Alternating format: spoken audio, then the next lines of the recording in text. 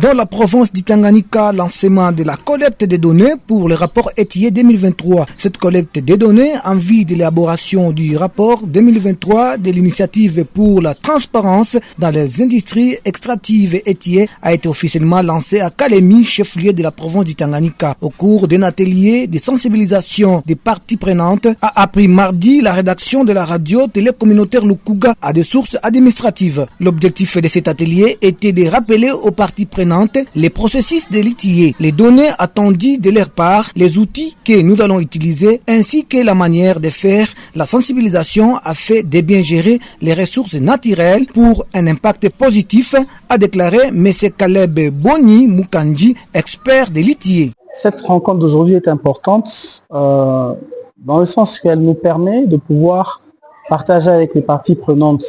de la province du Tanganyika, réunies ici dans la ville de Kalemi, à propos de toute l'information nécessaire dont a besoin les citoyens sur la gouvernance de ces ressources naturelles, notamment les mines pour la province du Tanganyika.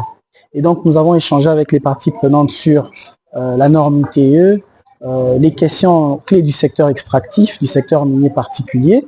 et aussi des données attendues dans le cadre de l'élaboration du rapport ITIE 2023. Cette rencontre a aussi permis de présenter les prochaines étapes de la collecte des données en vue de la publication du rapport 2023. Les parties déclarantes sont donc invitées à respecter les délais impartis pour la transmission de leurs informations à travers les formulaires de déclaration et les logiciels TCL afin de garantir un rapport de qualité, a-t-il ajouté. La collecte des données pour l'élaboration du rapport ITIE 2023 se passe à travers un logiciel de l'ITIE qui s'appelle le logiciel TSL. Donc les parties déclarantes qui sont les entreprises, les régies financières nationales, provinciales et même les responsables des ETD vont devoir déclarer les paiements reçus des entreprises et aussi les entreprises les paiements effectués au profit de chaque régie financière, de sorte que nous puissions être en mesure de savoir quelle est la contribution du secteur extractif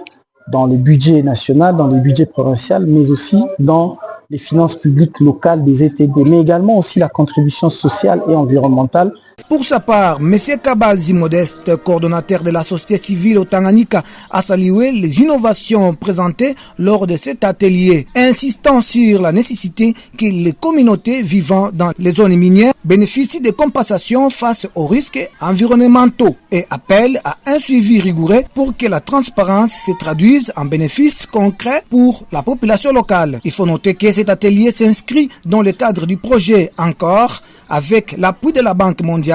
pour renforcer la transparence et la gouvernance dans les secteurs miniers et pétroliers en République démocratique du Congo, a-t-on noté.